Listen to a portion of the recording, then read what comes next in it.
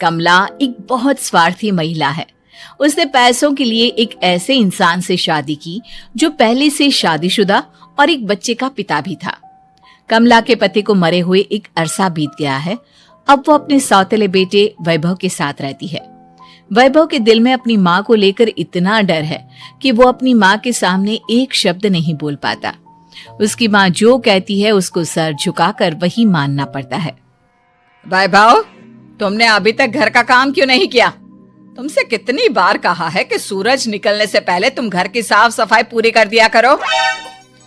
वैभव कुछ नहीं बोलता, चुपचाप सर झुकाए अपनी माँ की बात सुनता रहता है। तभी पास में खड़ा नौकर सुखराम कहता है, मालकिन, वैभव बाबा को रात से तेज बुखार है, इसलिए वो सुबह जल्दी उठ नहीं पाए। उनके बदले मैं घर की साफ सफाई कर देता हूँ। इसे कोई बुखार नहीं है। मैं इसे अच्छी तरह से जानती हूँ। ये सब काम न करने के बहाने हैं। सुखराम काका, बोल दो इसे, सारे घर का काम यही करेगा। और इससे समय पर अपना काम पूरा नहीं किया तो इससे आज का खाना भी नहीं मिलेगा। मगर मालकिन, वैभव बाबा की सच में ही तबीयत खराब है, आप एक बार देख तो लीजिए। कमला बिना कुछ बोले वहां से चली गई और बेचारा वैभव तेज बुखार में भी काम करता रहा। कमला वैभव की शादी एक ऐसी लड़की से कराना चाहती थी जो अनपढ़ हो और कमला से इसी तरह डरे जिस तरह वैभव डरता है, ताकि वैभव की सारी जायदाद और धन दौलत उसकी मुट्ठी में रहे। लेकिन आज के जमाने में ऐसी लड़की मिलना मुश्किल है। कमला कार में यही सब कुछ सोचती जा रही थी कि तभी रास्ते में, अरे ड्राइवर, तुमने कार क्यों रोक दी? और ये इतना शोर कैसा? मैडम, आगे कुछ बंजारों का खेल चल रहा है, इसलिए भीड़ लगी है। मैं अभी भीड़ को साइड में करवाकर कार निकालता हूँ। ड्राइवर भीड़ को साइड करके कार निकालने की कोशिश करने लगा कि तभी कमला की नजर रस्सी पर चल रही एक फुलवा नाम की बंजारन पर पड़ी। क्यों ना मैं इस बंजारन की शादी वैभव से करा दूं। ये तो अनपढ़ लग रही है, मेरे पैरों तले दबकर भी रहेगी। मुझे अभी इसके माँ बाप से बात करनी होगी। ये सोचकर कमला ने उन बंजारों से बात की और उन्हें शाम को अपने घर बुलाया। फुलवा के माता पिता वहां उसे लेकर आ गए। उन्होंने इतना आलीशान घर पहले कभी नहीं देखा था। अच्छा हुआ आप लोग आ गए। देखिए, मुझे घुमा फिरा कर बात करने की आदत नहीं है, इसलिए सीधे सीधे मुद्दे पर आती हूँ। मुझे आपकी बेटी बहुत पसंद है। मैं अपने इकलौते बेटे की शादी आपकी बेटी फुलवा से कराना चाहती हूँ। इसके बदले में आप जो चाहो वो ले सकती हैं। तभी फुलवा की माँ कहती है, ये क्या कह रही है मैम साहब? कहीं आप हमारी गरीबी का मजाक तो नहीं उड़ा रही ना? आप मेरे बेटे से मिल लो। अगर आपको मेरा बेटा पसंद आता है तो मैं कल से ही शादी की तैयारी शुरू कर दूंगी। सुखराम, सुखराम, वैभव को लेकर आओ। फुलवा अपनी माँ के कान में फुसफुसाती है, माँ, कहीं इस मेम साहब का छोरा पागल तो ना है? फुलवा अपनी माँ से बात कर रही होती है कि वैभव वहां आता है।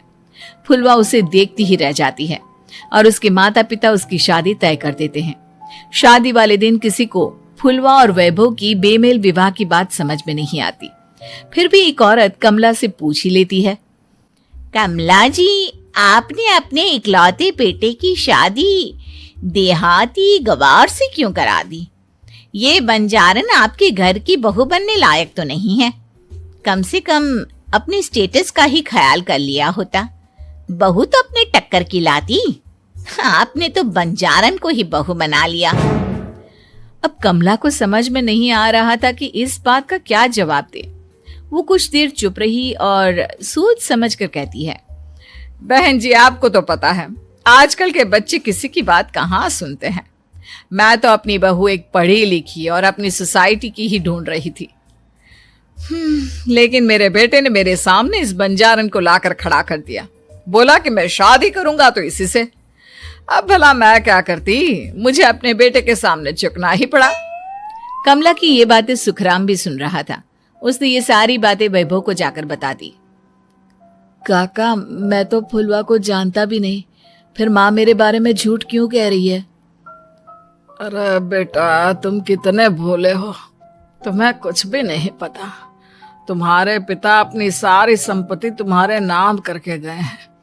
तुम्हारी माँ नहीं चाहती कि यह संपत्ति तुम्हें मिले, इसलिए उन्होंने तुम्हारी अनपढ़ लड़की से शादी करवाई ताकि तुम्हारी तरह वो भी अपने हक के लिए आवाज ना उठा सके। सुखराम काका, मैं क्या करूं, आप ही बताओ। माँ के सामने आते ही मेरे हाथ पैर कांपने लगते हैं। मैं माँ को कुछ भी नहीं कह पाता। वे दोनों बात कर ही रहे थे कि अचानक कमला वहां आ गई। कमला को देखकर दोनों घबरा गए। तुम दोनों फिर कभी बातें कर लेना, अभी फेरों का समय हो गया है, चलो जल्दी आओ। इस तरह फुलवा और वैभव की शादी हो गई। अगले दिन कमला ने फुलवा को बुलाया और उसे नसीहत देने लगी। देख बंजारन, तुझे मैंने अपनी बहू बना तो लिया है, लेकिन तुझे इस घर में आंख कान मुंह बंद करके रहना होगा। घर का काम कर और अपने पति से मतलब रख, समझी? कमला का ऐसा रवैया फुलवा को बिल्कुल समझ में नहीं आया। उसने वैभव से इस बारे में बात की। सुनिए ना, माँ जी ने जिस तरह मुझसे बात की मुझे अच्छा नहीं लगा। शादी से पहले तो वो मुझसे बहुत अच्छे से बात कर रही थी, लेकिन शादी के बाद उन्हें क्या हो गया? तुम ज्यादा मत सोचो, जैसा माँ कहती है वैसा ही करो। ये कहकर वैभव वहां से चला गया। अगले दिन वैभव को घर के नौकरों की तरह काम करता देख फुलवा को बहुत हैरानी हुई। फुलवा ने इस बारे में सुखराम काका से बात की तो सुखराम काका ने फुलवा को सारी बात बता दी। अब फुलवा को समझ में आ गया कि उसकी सास ने एक बंजारन को बहू क्यों बनाया। एक दिन वैभव घर का काम कर रहा था, तभी उससे कांच की प्लेट टूट गई। किसने गिराई ये कांच की प्लेट? वैभव को वहां खड़ा देख कमला ने छड़ी से उसे मारना शुरू कर दिया। उसके पैर में कांच चुभ गया और खून बहने लगा, लेकिन फिर भी कमला उसे मारे जा रही थी। ये देखकर फुलवा ने कमला के हाथ से छड़ी छीन ली और तोड़कर फेंक दी। बंजारन, तेरी इतनी हिम्मत, तूने मेरे हाथ से छड़ी छीनी? कमला फुलवा को थप्पड़ मारने ही वाली थी कि फुलवा उसका हाथ पकड़ लेती है। ओ सस माँ, मैंने मॉम की गुड़िया ना समझ लियो। बंजारन हो बंजारन, ईंट का जवाब पत्थर से देना जानती हूँ। आज के बाद मेरे या वैभव जी के ऊपर हाथ उठाने की सोचियो भी ना, समझी ससु माँ? ये कहकर फुलवा वैभव को लेकर वहां से चली गई। उसने वैभव के पैर पर पट्टी बांधी, उसके आंसू पोंछे। वैभव ने पहली बार किसी के दिल में अपने लिए इतना प्यार महसूस किया। अब फुलवा वैभव का हर काम में हाथ बटाती, उसका बहुत ख्याल रखती। इस तरह दोनों बहुत ज्यादा नजदीक आ गए। वहीं दूसरी ओर कमला सारी जायदाद अपने नाम करने की साजिश करने लगी। और एक दिन, वैभव, वैभव, जल्दी बाहर आओ। कमला की आवाज सुनकर वैभव और फुलवा अपने कमरे से बाहर आ गए। जी माँ, आपने बुलाया? ये ले, इन कागजों पर साइन कर दे। वैभव कागजों पर साइन करने ही वाला था कि फुलवा वैभव के हाथ से पेन छीनकर कहती है, ना वैभव जी, आप इस पर हस्ताक्षर नहीं करेंगे। आओ बंजारन, मैं तुझसे बात नहीं कर रही। ये बात मेरे और मेरे बेटे के बीच की है। चुपचाप पेन दे दे, नहीं तो तेरी खाल उधेड़ लूंगी। ससु माँ, बंजारन की खाल इतनी भी ढीली ना होवे कि कोई भी उधेड़ लेवे। जो यकीन ना आता हो तो देख ले उतार के। और हाँ, बंजारन जरूर हूँ पर अनपढ़ ना हूँ। मन्ने भी पता है कि किसी भी कागज पर साइन करने से पहले उसे अच्छी तरह पढ़ लेवे हैं। पेन देती है या नहीं? ये कहकर कमला फुलवा को मारने आई तो फुलवा ने कमला को धक्का दे दिया और वो नीचे गिर गई। कमला डरकर वहां से भाग गई। अब फुलवा ने वो कागज उठाए और वैभव के साथ सीधा वकील के पास चली गई।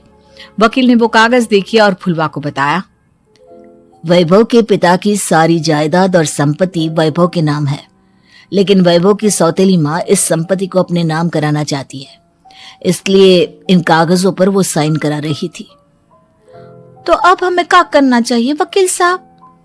वकील ने फुलवा और वैभव को सब कुछ अच्छी तरह से समझा दिया। अब दोनों घर पर पुलिस को लेकर पहुंचे। कमला पुलिस को देखकर घबरा गई। पुलिस ने कहा, आपके नाम की कंप्लेंट हुई है, आपको हमारे साथ थाने चलना होगा। कंप्लेंट? कैसे कंप्लेंट? आप अपने सौतेले बेटे पर बहुत अत्याचार करती हो, धोखे से सारी जायदाद अपने नाम करा रही थी। अब नहीं इंस्पेक्टर साहब, जरूर ये मेरी बहू की कोई साजिश है, इसने गलत कंप्लेंट की है। मैडम, शिकायत आपकी बहू ने नहीं बल्कि आपके बेटे वैभव ने की है। कमला वैभव का नाम सुनकर दंग रह गई। जिस बेटे ने कभी उसके सामने सर नहीं उठाया था, आज वही बेटा उसके सामने पुलिस को लिए आया है। वैभव, तुम्हारी इतनी हिम्मत कि तुम पुलिस को ले आए? हाँ माँ, मैं लाया हूँ पुलिस को, और मेरे अंदर इतनी हिम्मत कभी ना आती अगर फुलवा मेरा साथ ना देती। आपने बंजारन बहू को लाकर अपने ही पैर पर कुल्हाड़ी मारी है माँ। मैडम, अब की बात खत्म हो गई हो तो चलो हमारे साथ। वैभव, मुझे माफ कर दो, मुझे थाने मत भेजो।